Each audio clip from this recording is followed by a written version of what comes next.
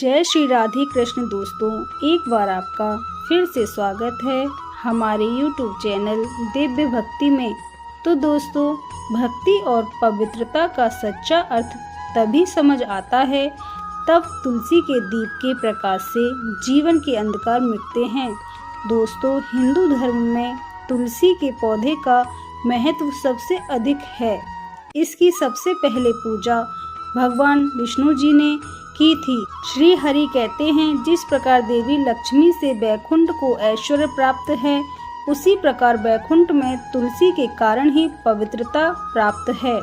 पृथ्वी लोक पर जिस स्थान पर भी तुलसी का पौधा होगा, उस स्थान पर कभी बुराई का वास नहीं होगा।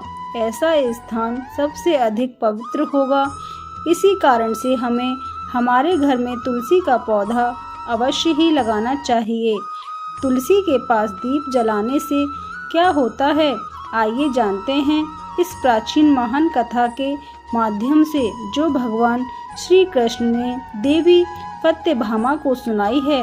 दोस्तों, एक समय की बात है, देवी सत्यभामा भगवान श्री कृष्ण के पास आकर उनसे पूछने लगी, हे स्वामी, आपने मुझे तुलसी के पौधे को जल देने का महत्व सुना दिया है, लेकिन तुलसी के पास दीपक जलाने का क्या महत्व है? रोज शाम को तुलसी के पास दीपक क्यों जलाया जाता है? तुलसी के पास दीपक जलाने की विधि क्या है तथा दीपक लगाते समय कौन सा मंत्र का उच्चारण करना चाहिए? कृपया आप मुझे विस्तार से बताइए। भगवान श्री कृष्ण कहते हैं, हे देवी, आज तुमने समस्त संसार के कल्याण की भावना से बहुत ही उत्तम प्रश्न किया है। मैं तुम्हारे इस प्रश्न का उत्तर देने से पूर्व मैं तुम्हें एक प्राचीन इतिहास सुनाता हूँ, जिससे तुम्हें तुम्हारे सभी प्रश्नों के उत्तर मिल जाएंगे। शाम को तुलसी के पास दीपक जलाने से जो फल मिलता है, उसी का वर्णन मैं इस कथा में करूँगा, इसलिए तुम इस कथा को ध्यान पूर्वक सुनना। इस कथा को ध्यान से पूरा सुनने मात्र से ही मनुष्य को 100 वर्षों तक तुलसी के पास दीप जलाने का पुण्य प्राप्त होता है। हे देवी सत्यभामा कहती हैं, हे प्रभु, मैं कथा को सुनने के लिए उत्सुक हूँ। कृपया आप इस कथा को मुझे सुनाइए। इस कथा को ध्यान पूर्वक सुनूंगी। तब भगवान श्री कृष्ण कहते हैं, सत्यभामा को वह कथा सुनाने लगते हैं। हे देवी, पूर्व काल की बात है, दक्षिण दिशा में तुंगभद्रा नाम की एक बहुत बड़ी नदी है। उसी नदी के किनारे हरिहरपुर नामक एक अत्यंत सुंदर नगर बसा हुआ है। उसी नगर में हरि दीक्षित नाम के एक ब्राह्मण निवास करते हैं। वे अत्यंत गुणवान, चरित्रवान, धर्म कार्य करने वाले तथा वेदों के मार्ग पर चलने वाले थे। उन्होंने समस्त शास्त्रों का अध्ययन किया हुआ था। उसी ब्राह्मण की एक पत्नी थी, जिसे लोग दुराचार कहकर पुकारते थे, क्योंकि उसके कर्म ही उसके नाम के अनुसार थे। वह सदैव ही अपने पति को अपमानित करती थी, अपने पति के लिए कुवचय कहती थी, पति को भयंकर दुख देती थी, पति के लिए कभी भोजन नहीं बनाती थी। उसने अपने पति के साथ कभी शयन नहीं किया, कभी उसके साथ प्रेम से व्यवहार नहीं किया। पति के मित्र और परिवार के लोग घर पर आते तो वह स्त्री उनको अपमानित करके भगा देती थी और स्वयं काम भाव से उत्पन्न होकर निरंतर अन्य ब्रह्मचारिणी स्त्रियों के साथ घूमती रहती। उसका मन पति को छोड़कर पराये पुरुषों में लगा रहता था। उसने कभी अपने पति से प्रेम पूर्वक बात नहीं की थी, किंतु पराये मर्दों, सुंदर पुरुषों के साथ बैठकर बातें करती थी। पराये पुरुषों को मोहित करने के लिए सज धजकर गांव में घूमने जाया करती थी। कभी वह वन में किसी वृक्ष के नीचे खड़ी रहकर सुंदर पुरुषों की राह देखती थी और किसी दुष्ट पुरुष को मोहित करके उसके साथ संभोग विलास किया करती थी। एक दिन हरि दीक्षित ने अपनी पत्नी से कहा, हे भद्रे, तुम्हारा यह आचरण उचित नहीं है। इस प्रकार से पाप करने पर तुम्हारा आहित ही होगा, इसलिए तुम अभी से यह सब बुरे काम करना छोड़ दो। तुम्हारे इस प्रकार के व्यवहार से मुझे बड़ा दुख हो रहा है।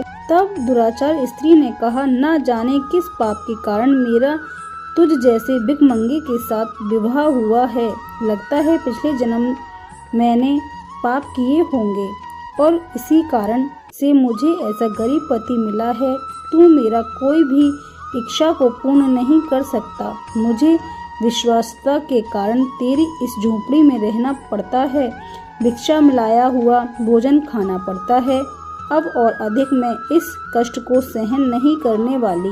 किसी दिन मैं तुझे छोड़कर अवश्य चली जाऊंगी, तेरे साथ नहीं रहूंगी तो इस जन्म में भी मेरे द्वारा पाप ही होंगे। इसलिए अब मैं किसी अन्य धनवान पुरुष से विवाह करूंगी। हरि दीक्षित ने अपनी पत्नी से कहा, हे प्रिय, तुम इस प्रकार के अपशब्द ना कहो। इस प्रकार से अपने पति को त्यागने का विचार मन से छोड़ दो। जो स्त्री अपने पति को त्याग कर पराये पुरुषों के पास जाती है, उसका अहित ही होता है, उसे नरक में जाना पड़ता है।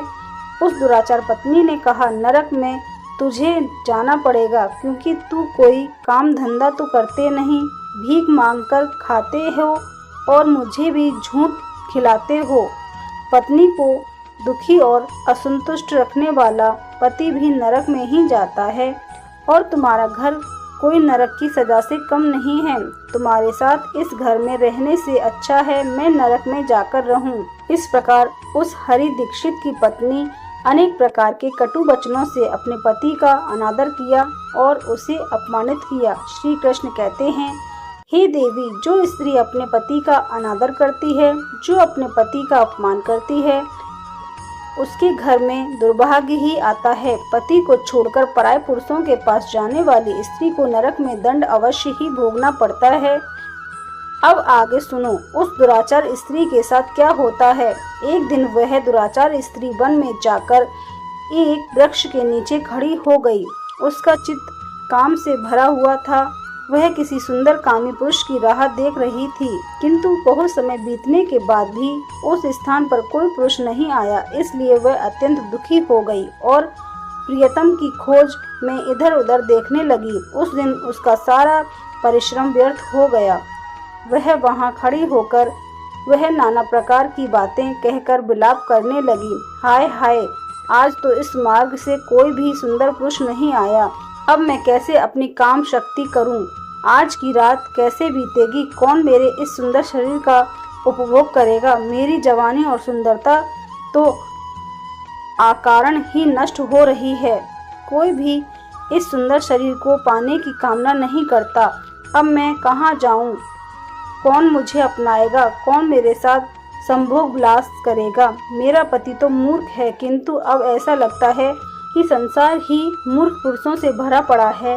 कोई भी इतनी सुंदर स्त्री को पाने की कामना नहीं कर रहा है। मैं तो इतनी सुंदर हूँ कि देवता भी मुझे पाने की इच्छा करेंगे, लेकिन यह संसार तो पापी और तुच्छ पुरुषों से भरा पड़ा है, जो मुझ अप्सरा जैसी सुंदर स्त्री को दुर्लभ कर रहा है। हे भगवान, कोई सुंदर, बलवान और पराक्रमी नर हो तो उसे मेरे पास भेज दीजिए। चाहे वह मेरा भक्षण भी कर लेगा तो भी मैं उससे प्रसन्नता से उसका आलिंगन कर लूंगी। भगवान श्री कृष्ण कहते हैं, हे देवी, इस प्रकार से वह स्त्री जोर जोर से विलाप करने लगी। उसी जंगल में एक भयानक बाघ निवास करता था। उस पापनी स्त्री की आवाज सुनकर वह जाग गया और उछलकर उस स्त्री के भक्षण करने के लिए उसके पास आ गया। उस बाघ का नाम ध्वंस था। ध्वंस का रूप अत्यंत भयंकर था। उसका शरीर काले और नारंगी धारियों से युक्त था। जंगल की छाया में घुल मिल जाता था। उसकी आंखें अंगारे की तरह लाल थीं, जो अंधेरे में भी चमकती थीं। उसके जबड़े से लंबे तीक्ष्ण दांत बाहर निकले हुए थे, जो किसी भी जीव को चीरने के लिए पर्याप्त थे। उसकी गहरी गर्जना पूरे वन में गूंजती थी, जिससे आसपास के जीव कांप उठते थे। ध्वंस की लंबी मजबूत पूंछ उसकी ताकत का प्रतीक था। वह अपनी मांसल बलिष्ठ टांगों से जंगल में तेजी से दौड़ सकता था। ध्वंस का पूरा शरीर शक्तिशाली मांसपेशियों से भरा हुआ था, जिससे वह एक ही झपट्टा में अपने शरीर को धराशाही कर सकता था। उसकी नाक से बार बार गर्म सांसें निकलती, मानो वह हर बार पल अपने अगले शिकार की तलाश में हो। ध्वंस का एकमात्र लक्षण उन पापी और दुराचारी लोगों का भक्षण करना था जिन्हें उसकी नियति ने उसे सौंपा था। उस भयंकर बाघ को अपने सामने खड़ा हुआ देखकर उस स्त्री के पसीने छूटने लगे। वह भय से थरथर कांपने लगी। वह स्त्री कुछ करती इतने में ही उस बाघ ने अपने पंजे से उसे घायल कर दिया और वह स्त्री जमीन पर गिर पड़ी। जमीन पर गिरते ही वह स्त्री चिल्लाते हुए बोली, अरे बाघ, तू किस लिए यहाँ पर आ गया? मुझे क्यों मार रहा है? मैं यहाँ पर अपने प्रियतम को खोज रही थी। तू मुझे छोड़ दे। मेरा भक्षण करके तुझे क्या मिलेगा? उस स्त्री की यह बात सुनकर वह भयानक बाघ क्षण भर के लिए रुक गया और हंसते हुए बोला, हे दुष्टा, आज विधाता ने तुझे मेरा ग्रास नियुक्त किया है। तुझ जैसी पापिन स्त्रियों का भक्षण करना ही मेरा काम है, तभी मुझे इस शरीर से मुक्ति मिलेगी। वह स्त्री कहने लगी, हे बाघ, तुम कौन हो? मुझे सच सच बताओ, तुम्हें किस कारण से बाघ होना पड़ा और तुम मुझ जैसी स्त्रियों का भक्षण क्यों करते हो? पहले मुझे सारी बात बताओ, फिर मेरा भक्षण करो। फिर ध्वंस नाम का बाघ कहने लगा, हे पापनी, मैं तुझे मेरे पूर्व जन्म का वृतांत सुनाता हूँ कि किस कारण से मुझे बाघ होना पड़ा। पूर्व काल में दक्षिण देश में अमलापाहा नाम की एक पवित्र नदी बहती थी। उसी नदी के तट पर मुनि पर्णा नाम की एक नगरी बसी हुई थी। यह नगरी अपने सुंदर मंदिरों, शांत वातावरण और धार्मिक अनुष्ठानों के लिए प्रसिद्ध थी। वहाँ एक ब्राह्मण का परिवार निवास करता था। मैं उस परिवार में जन्मा था। मेरा नाम वेदानंद था। मेरा पिता एक आदर्श ब्राह्मण थे जो यज्ञ, हवन और धार्मिक अनुष्ठानों का पालन करते थे। उस बाघ ने आगे कहा, हे स्त्री, मैंने अपनी किशोर अवस्था में वेदों का अध्ययन किया और यज्ञ आदि धार्मिक कार्यों में पारंगत हो गया, लेकिन जैसे जैसे मैं बड़ा हुआ मेरे मन में धन का लोभ बढ़ता गया। अनेक यज्ञों का आयोजन किया, लेकिन वे यज्ञ धार्मिक उद्देश्य से नहीं बल्कि धन सह से थे। मैं पापियों के साथ था जो अधर्म थे और उसके साथ भोजन करता था। मैंने धन के लोभ में उनके अन्य कार्यों का समर्थन भी किया। धर्म के मार्ग भटकते हुए मैंने उन वस्तुओं का दान भी स्वीकार किया जिन्हें ब्राह्मण नहीं लेना चाहिए। मेरा मन इतना लोभ हो गया था कि मैं बहाने दूसरे से धनता और फिर भी वापस नहीं करता। मैंने अनेक प्रकार के छल कपट किए और इस प्रकार पाप करते हुए कई वर्ष बीत गए। समय के साथ मेरा शरीर कमजोर हो गया, बाल सफेद हो गए, आंखें धुंधली हो गईं और मुंह के दांत गिर गए, परंतु धन का लोभ अब भी मेरे मन से नहीं गया और मैं पाप करता रहा। उस बाघ ने अपने दुख भरे स्वर में कहा, एक दिन धन के लालच में मैंने फिर से नदी के किनारे गया। वहाँ मैंने अन्य धूर्त ब्राह्मणों के साथ मिलकर लोगों को ठगा। हम सभी ने झूठे मंत्रों का उच्चारण किया और बिना विधि विधान के ही देवी देवताओं का पूजन किया। इसका उद्देश्य केवल अधिक से अधिक धन दान में प्राप्त करना था। हमने लोगों को धर्म के नाम पर धोखा दिया। उस दिन मैंने काफी धन एकत्र किया, लेकिन उसी समय मेरे साथ एक भयानक घटना घटी। मैं उसी नदी में तट पर बैठा हुआ था, तभी एक बीमार और भटकता हुआ कुत्ता मेरे पास आया। मैंने उसे धुतकार कर भगा दिया, लेकिन वह क्रोध में आकर मेरे पैर में काट गया। मैं मूर्छित होकर वहीं गिर पड़ा। उसी क्षण मेरे प्राण निकल गए और मेरी मृत्यु के बाद यमलोक के दो दूत प्रकट हुए। वे काले और भयानक रूप वाले थे और उनके हाथों में जंजीरें थीं। उन्होंने मुझे पकड़ लिया और मुझे यमपुरी की ओर ले गए। यमपुरी में मुझे यमराज के सामने खड़ा किया गया। यमराज ने अपने दिव्य सिंहासन से चित्रगुप्त को आदेश दिया कि वे मेरे कर्मों का लेखा जोखा प्रस्तुत करें। चित्रगुप्त ने बड़े ही गंभीर स्वर में कहा, हे धर्मराज, यह ब्राह्मण जिसका नाम वेदानंद था, उसने अपने जीवन में घोर पाप किए हैं। इसने धर्म के नाम पर लोगों को ठगा, झूठे मित्रों का उच्चारण कर यज्ञ किए और भगवान का अपमान किया। यह धन के लालच में धर्म से दूर हो गया। इसने कभी भी धर्म का पालन नहीं किया, इसलिए यह पापी ब्राह्मण नरक जाने के योग्य है। फिर यमराज ने अपने दूतों का आदेश दिया, इस पापी को नरक की अग्नि में डाल दो, यह वहां जाकर अपनी कर्मों का फल भोगे। इसके बाद मुझे नरक की भयंकर अग्नि में डाल दिया गया। वर्षों तक मैंने वहां की यंत्रणा सहन की, मेरी आत्मा को भयंकर पीड़ा सहनी पड़ी। अनेक वर्षों की सजा के बाद मेरे पापों का कारण मुझे बाघ का शरीर प्राप्त हुआ और मैं इस दुर्गम वन में निवास करने लगा। ध्वंस ने अपनी कहानी को समाप्त करते हुए कहा, अपने पूर्व जन्म के पापों का प्रायश्चित करते हुए मैंने संकल्प लिया है कि मैं कभी भी महात्मा साधु पुरुष या सती स्त्रियों का भक्षण नहीं करूंगा। मैं केवल उन पापियों, दुराचार और उल्टा स्त्रियों का ही भक्षण करता रहूंगा जिन्होंने अपने जीवन में अधर्म के मार्ग पर चलकर दूसरों को दुख दिया है। मुझे विश्वास है कि ऐसा करने से मुझे मेरे पापों से मुक्ति मिलेगी और मैं इस शरीर से जल्द ही मुक्त हो जाऊंगा। श्री कृष्ण कहते हैं, हे देवी, इस प्रकार से उस बाघ ने अपने पूर्व जन्म का वृत्तांत सुना दिया और उस स्त्री से कहने लगा, हे पापनी, तेरे आचरण से तू उल्टा दिखाई पड़ती है। अपने पति को छोड़कर तू इस वन में अन्य पुरुषों के साथ भोग विलास करने के लिए आई है, इसलिए आज तू मेरा ग्राह्य अवश्य बनेगी। इतना कहकर उस बाघ ने अपने तीक्ष्ण नाखूनों से उस पापी स्त्री को मारकर उसे खा लिया और फिर वह बाघ उस स्थान पर चला गया। उस स्त्री की मृत्यु के बाद उस स्थान पर यम के 2 दूत प्रकट हुए और उस पापनी स्त्री को उठाकर यमपुरी ले गए। वहां पर उसे यमराज के सामने खड़ा किया गया। फिर चित्रगुप्त ने उस स्त्री का लेखा जोखा निकालते हुए यम से कहने लगे, हे धर्मराज, यह स्त्री अत्यंत पापनी है। इसने घोर पाप किए हैं। इसने व्यभिचार किया है। इसने अपने पति की कभी भी सेवा नहीं की। अपने पति को भूलकर पराये पुरुषों के साथ संभोग विलास किया करती थी।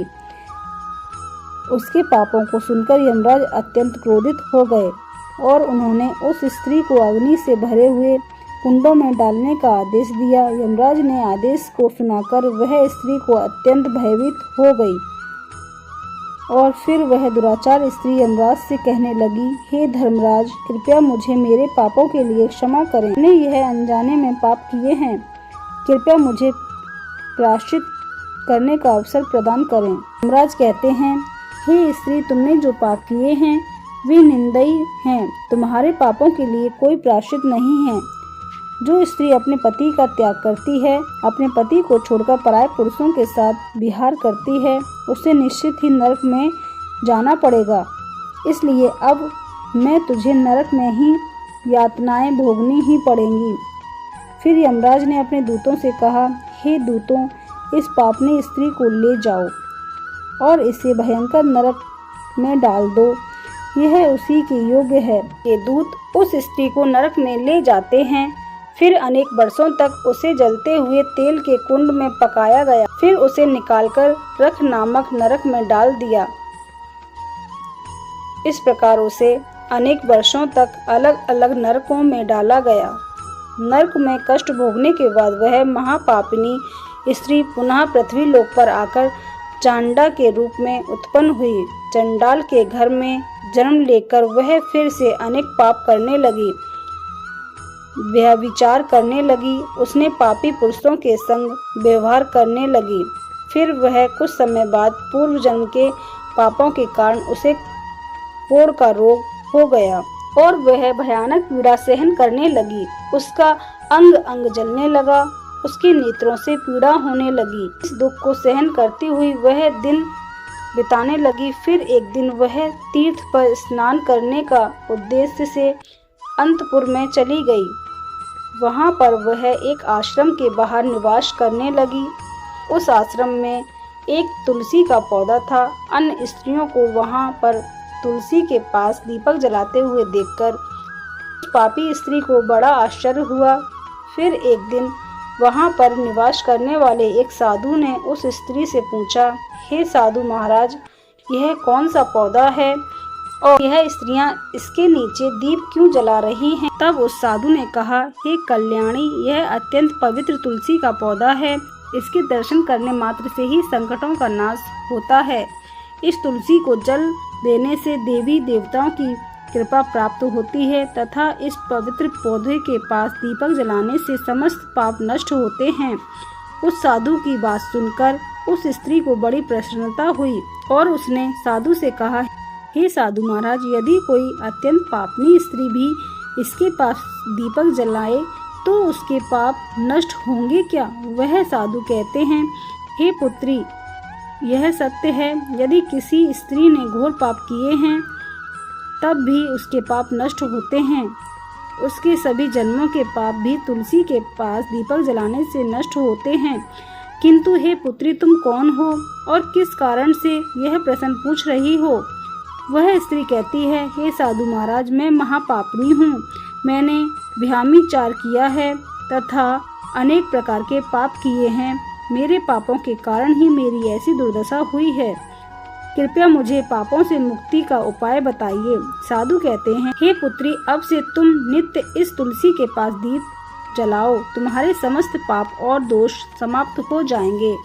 उस साधु की बात सुनकर उस पापी स्त्री ने भी वही किया।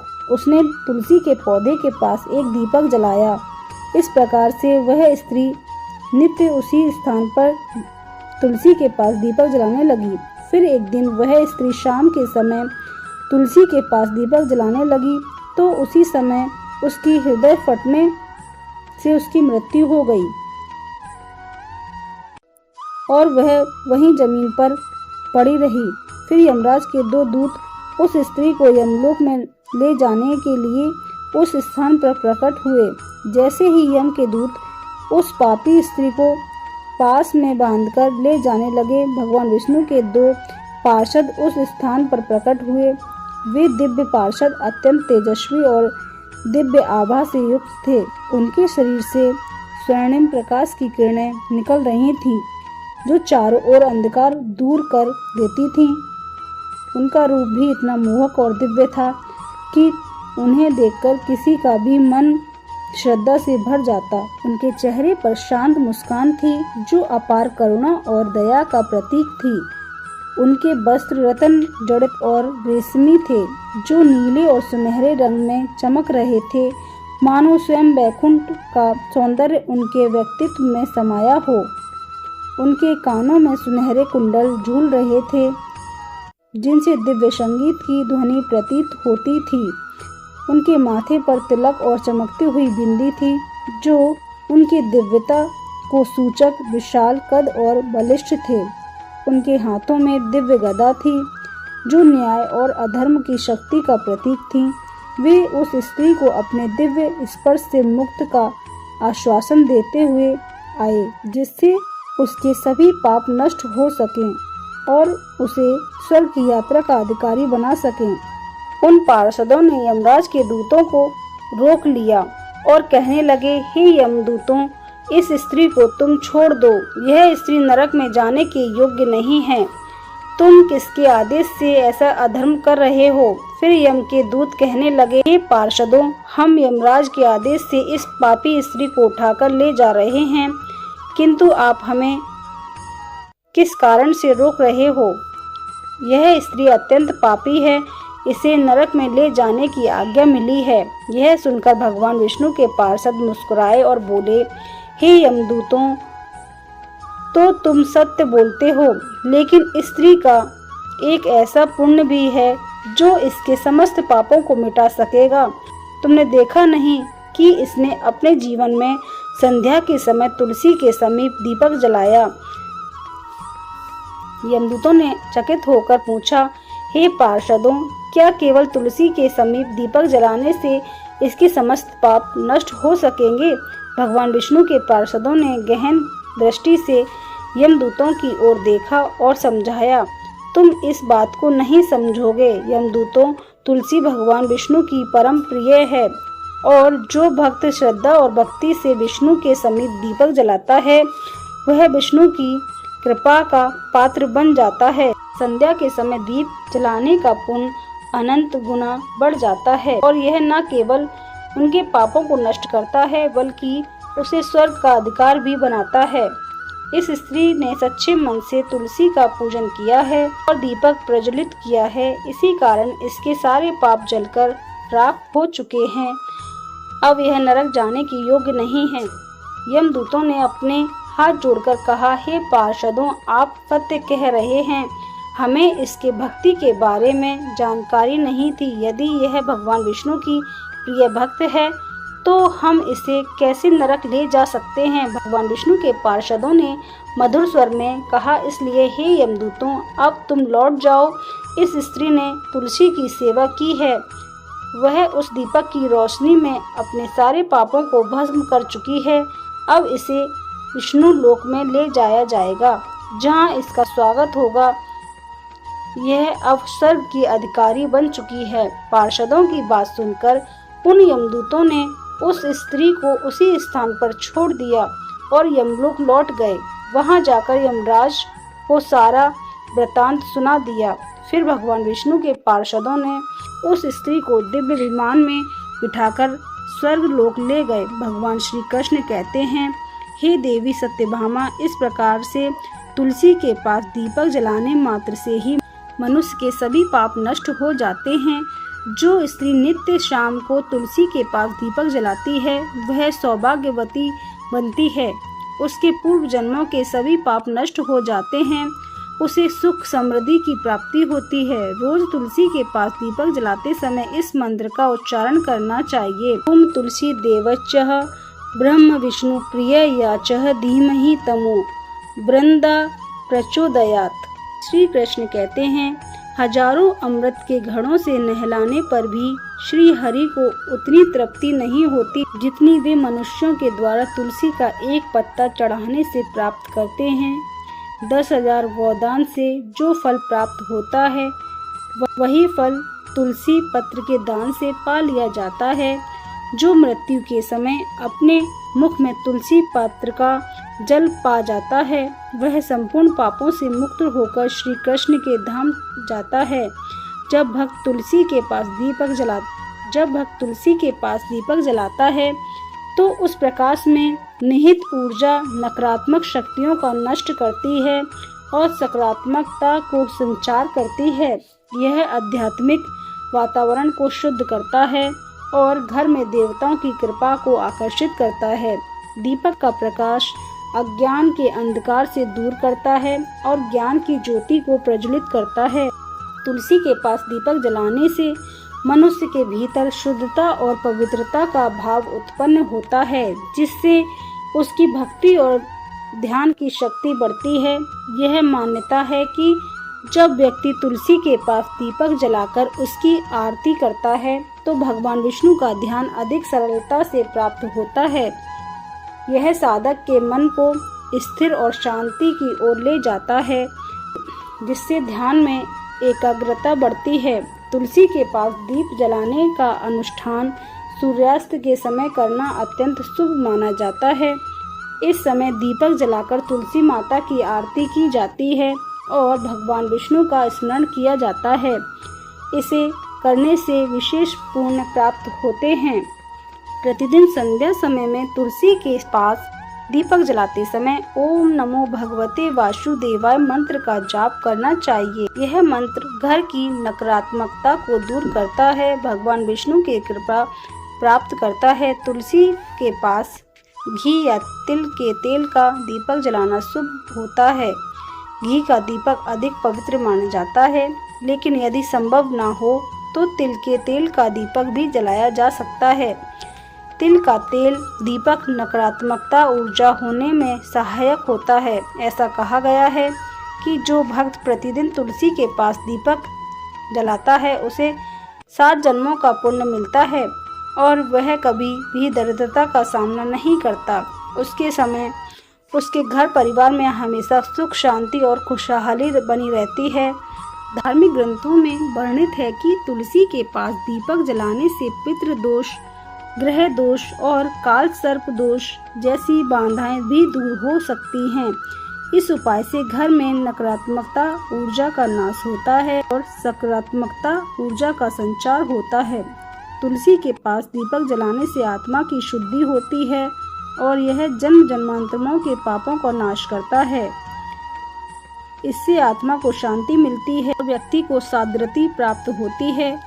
यह भी कहा गया है कि यदि कोई व्यक्ति जीवन के अंतिम दिनों में तुलसी के पास दीपक जलाकर भगवान का स्मरण करता है तो उसे मृत्यु के बाद यमदूतों का भय नहीं रहता और उसे सीधे भगवान के धाम में स्थान मिलता है। तुलसी के पास दीपक जलाने से देवी लक्ष्मी का आशीर्वाद मिलता है, जिससे कि जीवन में कभी आर्थिक संकट नहीं आता और हमेशा समृद्धि का वास रहता है। तो दोस्तों, इस प्रकार से भगवान श्री कृष्ण ने तुलसी के पौधे के पास दीपक जलाने का महत्व बताया है। जो हृदय तुलसी के दीप की ज्योति में झुकता है वहाँ पाप नहीं टिकता, केवल प्रभु की कृपा अमर रहती है। आपको यह कथा कैसी लगी कृपया कमेंट करके जरूर बताएं। जानकारी अच्छी लगी हो तो वीडियो को लाइक करें, शेयर करें, कमेंट में जय श्री कृष्ण, जय माँ तुलसी जरूर लिखें। साथ ही चैनल को सब्सक्राइब करें। आप सभी को दिल से धन्यवाद।